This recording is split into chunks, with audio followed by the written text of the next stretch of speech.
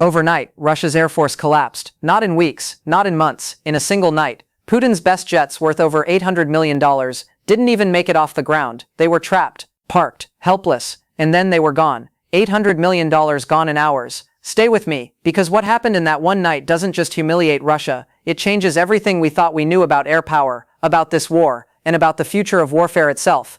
Russia boasted one of the largest air forces on Earth, hundreds of modern jets, billions in missiles, decades of training, and yet in hours that power was shredded by a country that barely has an air force left. This wasn't an accident. This wasn't bad luck. This was a planned ambush, cheap drones and precision weapons slicing through Putin's supposed invincible defenses. What you're about to see is how Ukraine turned a few low-cost weapons into an $800 million nightmare for Russia, and how it exposed a fatal weakness Putin can't quickly fix. Before we break down the strike, hit subscribe if you want raw, unfiltered breakdowns of the Russia-Ukraine war the mainstream headlines won't explain. Now let's go inside the night Russia's air force was caught sleeping. From day one of the invasion, Russia relied heavily on air power. Su-34 fighter bombers, Su-35 air superiority jets, strike aircraft that could launch missiles at Ukrainian cities from hundreds of kilometers away. But here's the key. Most of these elite jets weren't sitting right on the front. They were hidden at what Moscow called secure rear bases, far from Ukrainian artillery, deep under Russian air defense umbrellas, surrounded by radar systems and anti-aircraft batteries. On paper, they were untouchable, so Russia relaxed, jets parked wingtip to wingtip, out in the open, fuel and ammunition stored dangerously close, minimal hardened shelters, routine, comfortable, overconfident. That overconfidence was the crack Ukraine needed. Ukraine knew it couldn't win a jet-for-jet contest. Why try to match a $50 million Russian fighter when you can destroy it with a drone that costs a tiny fraction of that? So instead of building a huge air force, Ukraine built something else, Ronarks, a network of long-range kamikaze drones, access to Western-supplied precision missiles, real-time intelligence from satellites and recon sources, and, crucially, targeting data on Russia's supposedly safe airfields.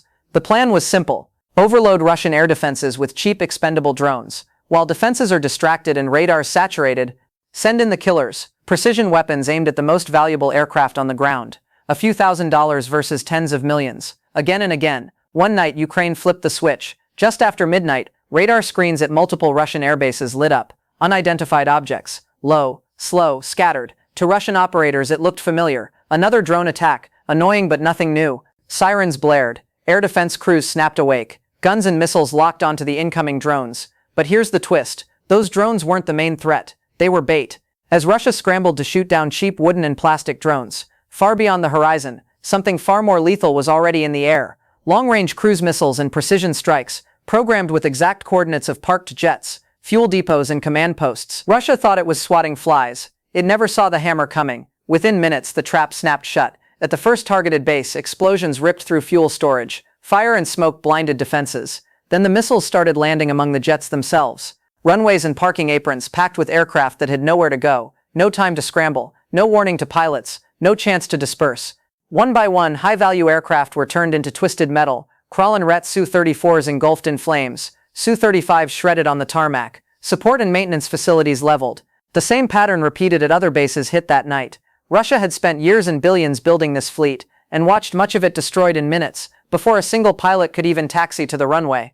At dawn, the scale of the disaster finally became clear. Satellite images showed black scorch marks where jets once stood in perfect rows, craters gouged into parking areas, burned out hangars and shattered control buildings. Open-source analysts and Western intelligence began counting. Destroyed and badly damaged aircraft added up, and the estimate kept climbing. Dozens of frontline jets and support assets, critical infrastructure gone. When the dust settled, the rough price tag emerged. Around $800 million in aircraft and equipment wiped out overnight.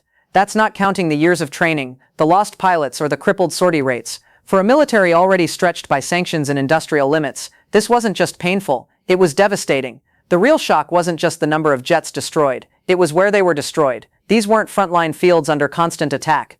These were rear area bases Russia bragged were untouchable. Suddenly the message was impossible to ignore. If Ukraine can do this here, what else can it hit? High-ranking officers demanded answers. Who missed the warning signs? How did Ukraine get such precise coordinates? Why were aircraft clustered together like targets at a shooting range? Russian state media downplayed the damage, but soldiers and pilots saw the satellite photos. They saw the flames. The myth of a safe rear area was shattered. Now Putin faces a brutal choice, and both options are bad. Option 1, keep jets close to Ukraine for fast strikes, and risk losing them to more surprise attacks. Option 2, pull them deeper into central Russia to stay safe, and lose range, speed, and effectiveness on the battlefield. Either way, Russia's air force becomes less useful and more afraid. And rebuilding. Sanctions have crippled access to high-tech components. Factories can't crank out Su-34s and Su-35s fast enough to replace these losses.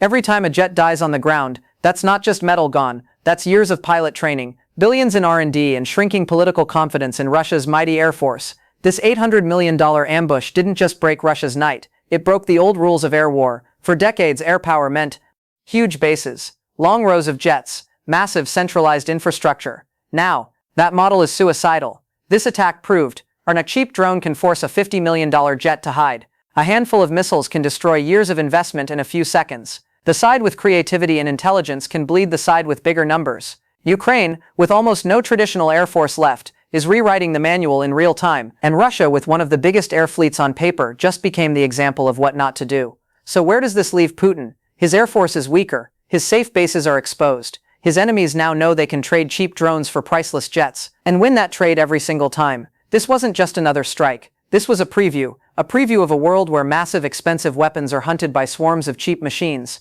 and where a single night can erase hundreds of millions in military power. Russia's air force didn't literally disappear overnight, but its aura of invincibility did.